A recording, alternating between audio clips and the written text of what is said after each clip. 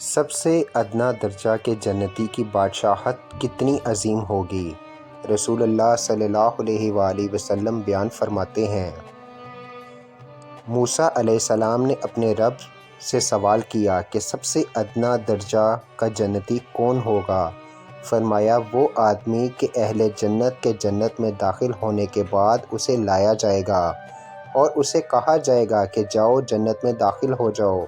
وہ کہے گا، اے میرے رب، لوگ اپنی جگہ سنبھال چکے اور تمام سیٹیں بک ہو چکیں، اب یہ کیسے ممکن ہے؟ اس کو کہا جائے گا، کیا تو اس پر راضی ہے کہ تجھے دنیا کی بادشاہت جیسی ایک بادشاہت مل جائے؟ وہ کہے گا، اے میرے رب، میں راضی ہوں۔ اللہ فرمائیں گے، تیرے لیے دنیا کی ایک بادشاہت اور اتنی ہی ایک اور اتنی ہی اس جیسی ایک اور۔ جب 5ویں دفعہ اللہ فرمائیں گے کہ اس جیسی ایک اور، تو وہ کہے گا، اے رب، میں راضی ہو گیا۔ تو اللہ فرمائیں گے، تیرے لیے دنیا کی یہ 5 بادشاہتیں اور اس کا 10 گنا مزید، اور تیرے لیے وہ سب کچھ جو تیرا دل چاہے اور جس سے تیری آنکھ لطف اندوز ہوگی۔ وہ کہے گا، اے میرے رب، میں راضی ہو گیا۔ پھر موسیٰ علیہ السلام نے پوچھا، اے میرے رب، سب سے برتر درجہ کا جنتی کون ہوگا؟ اللہ نے فرمایا، یہ وہ لوگ ہیں جن کو میں نے خود بسا ان کے شرف و عظمت کی، میں نے اپنے ہاتھ سے آبیاری کی اور ان پر مہر تصدیق کر دی۔ جو کچھ ان کے لیے تیار ہے، وہ آج تک کسی آنکھ نے دیکھا نہیں، کوئی کان اس سے سامع نواز نہیں ہوا اور نہ کوئی دل اس کا تصور کر سکا ہے۔ اس کا مصداق اللہ کا یہ فرمان ہے، پھر آنکھوں کی ٹھنڈک کا جو سامان ہم نے ان کے لیے تیار کر رکھا ہے، کسی ذی نفس کو اس کی خبر نہیں۔ رسول اللہ صلی اللہ علیہ وآلہ وسلم نے فرمایا، سب سے کم درجہ جنتی وہ ہوگا کہ اللہ تعالیٰ اس صحرا جہنم سے لے کر جنت کی طرف کرے گا اور اس کو ایک سایہ دار درخت دکھائے گا۔ اسے دیکھ کر وہ آدمی کہے گا، اے میرے رب، مجھے اس درخت کے قریب کر دے تاکہ میں اس کے سائے تلے ہو جاؤں۔ اس کے بعد مکمل حدیث ہے جو اس شخص کے جنت میں داخل ہونے اور اس کی آرزوؤں کا تذکرہ ہے۔ آخر میں یہ الفاظ ہیں، جب اس کی تمام آرزوئیں ختم ہو جائیں گی تو اللہ تعالیٰ فرمائیں گے، یہ سب کچھ اس کا 10 گنا مزید دیا جاتا ہے۔ آپ صلی اللہ علیہ وآلہ وسلم نے فرمایا، پھر جب وہ اپنے گھر جنت میں داخل ہو جائے گا تو 2 موٹی موٹی آنکھوں والی حوریں بیویاں بن کر اس کے پاس آئیں گی اور کہیں گی، اللہ کا شکر جس نے تجھے ہمارے لیے پیدا کیا اور ہمیں تمہارے لیے پیدا کیا۔ وہ شخص یہ سب دیکھ کر کہے گا، اللہ نے کسی کو اتنا زیادہ نہیں دیا جتنا مجھ کو دیا ہے۔ رسول اللہ صلی اللہ علیہ وآلہ وسلم کا بیان ہے، اللہ تعالیٰ ساری کائنات کو قیامت کے دن جمع کرے گا، 40 سال تک وہ یوں کھڑے رہیں گے، ان کی آنکھیں پرا ہو جائیں گی، وہ فیصلہ کے دن کا انتظار کر رہے ہوں گے۔ پھر اللہ تعالیٰ کی طرف سے حکم ہوگا، اپنے سینوں کو اٹھاؤ۔ وہ اپنے سر اوپر اٹھائیں گے اور اللہ تعالیٰ ان کے اعمال کی مقدار میں نور عطا فرمائے گا۔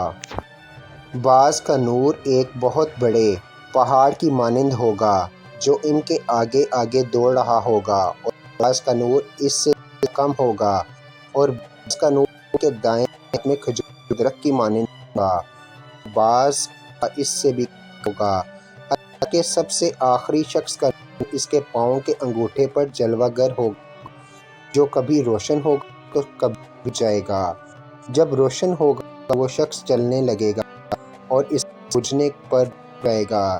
رب کریم ان کے سامنے ہوں گے، یہ شخص گرتا پڑتا آگ میں گزر جائے گا اور آگ کے اثرات اس کے جسم پر اس طرح باقی ہوں گے جس طرح شمشیر زدہ شخص کے جسم پر زخم کا نشان باقی رہ جاتا ہے۔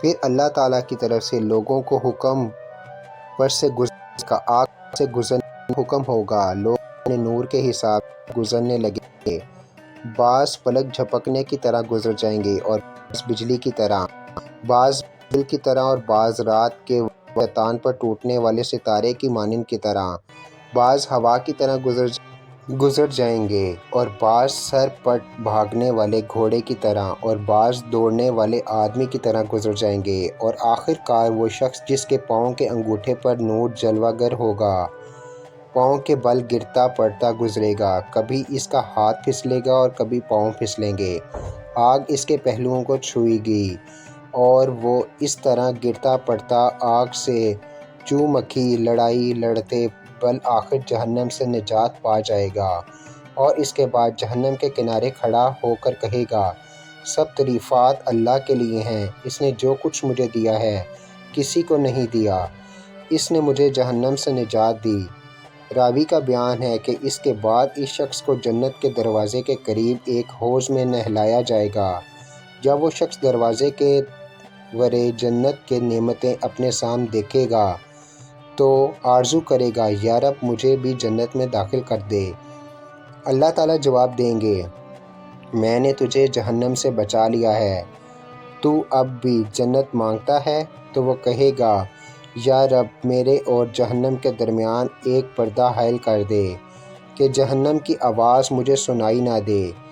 اس کی یہ آرزو پوری ہوگی اور وہ جنت میں داخل ہونے کے بعد اپنے سامنے ایک محل دیکھے گا، اس کو یوں محسوس ہوگا جیسے خواب دیکھ رہا ہے، وہ آرزو کرے گا، یا رب یہ محل مجھے عنایت فرما دے۔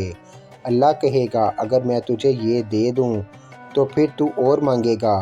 وہ جواب دے گا، نہیں، تیری عزت کی قسم، میں اس کے علاوہ کچھ نہیں مانگوں گا، اور اس سے بڑھ کر خوبصورت اور کوئی گھر کہاں ہو سکتا ہے؟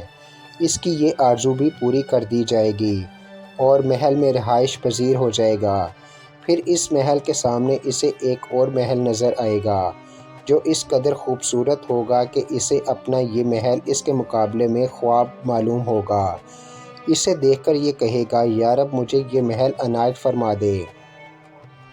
اللہ کہے گا، یہ دے دوں تو پھر اور مانگے گا؟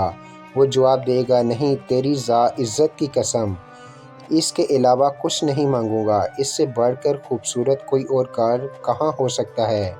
اس کی یہ خواہش بھی پوری ہوگی اور وہ اس محل میں سکونت اختیار کر لے گا۔ پھر اس کے سامنے ایک اور محل نمودار ہوگا جس کی خوبصورتی کے سامنے اسے اپنا یہ محل خواب معلوم ہوگا۔ اسے دیکھ کر یہ شخص اللہ سے اس کا تقاضا کرے گا۔ اللہ فرمائیں گے، اگر تجھے یہ مل گیا تو پھر اور مانگے گا؟ بندہ کہے گا، نہیں، تیری عزت کی قسم، اس کے بعد کچھ نہیں مانگوں گا۔ بھلا کوئی گھر اس سے بڑھ کر خوبصورت اور کہاں ہو سکتا ہے؟ اسے یہ گھر بھی مل جائے گا۔ وہ اس میں قیام پذیر ہونے کے بعد اب خاموش ہو جائے گا۔ اللہ پوچھیں گے، کیا ہوا، اب مانگتا نہیں؟ کہے گا، اللہ بہت مل گیا، اب مانگتے ہوئے شرم آتی ہے، میں نے تیری قسم اٹھائی تھی، اب مانگتے ہوئے حیا آتی ہے۔ اللہ تعالیٰ فرمائیں گے، کیا تو راضی ہے کہ میں تجھے تخلیق سے فنا ہونے تک جتنی دنیا ہے اس کے برابر دے دوں اور پھر اس کا 10 گنا مزید دے دوں؟ وہ کہے گا، اللہ تو مجھ سے مذاق کرتا ہے، حالانکہ تو رب العزت ہے۔ اللہ تعالیٰ اس کی یہ بات سن کر ہنس پڑے گا اور فرمائیں گے، نہیں، یہ مذاق نہیں، میں تجھے یہ سب کچھ دینے پر قادر ہوں، جو مانگنا ہے مانگ۔ تو وہ کہے گا، اے اللہ مجھے بھی جنتی لوگوں میں شامل کر دے۔ اللہ اسے جنتیوں کے ساتھ شامل ہونے کی اجازت دے دے گا اور وہ شخص خوشی سے اچھلتا کودتا جنت میں داخل ہو جائے گا۔ جب جنتی لوگوں کے قریب پہنچے گا تو سامنے اسے خوبصورت ہیرے کا بنا ہوا ایک محل نظر آئے گا جسے دیکھ کر وہ اپنا سر سجدے میں رکھ دے گا۔ اسے کہا جائے گا، کیا ہوا تجھے، سر اٹھاؤ۔ وہ کہے گا، سامنے میرا پروردگار جلوہ افروز ہے۔ اسے بتایا جائے گا، وہ تو تیری رہائش گاہ ہے۔ پھر ایک شخص اس کے سامنے آئے گا تو وہ جنتی اس کو رب سمجھ کر سجدہ کرنے کے لیے تیار ہو جائے گا۔ تو وہ کہے گا، رک جائیں، کیا کرتے ہیں؟ پھر وہ اسے بتائے گا، میں تیرا خزانچی اور غلام ہوں، میرے ماتحت میرے جیسے 1000 خادم ہیں۔ پھر وہ اس کو ساتھ لے کر محل میں داخل ہو جائے گا اور وہ محل اندر سے خالی ایک بہت بڑے ہیرے کا بنا ہوگا جس کی چھتیں، دروازے، تالے اور چابیاں بھی ہیرے موتیوں کی ہوں گی۔ اس کے سامنے ایک اور سبز رنگ کا ہیرا ہوگا جس کا اندرونی سرخ ہوگا۔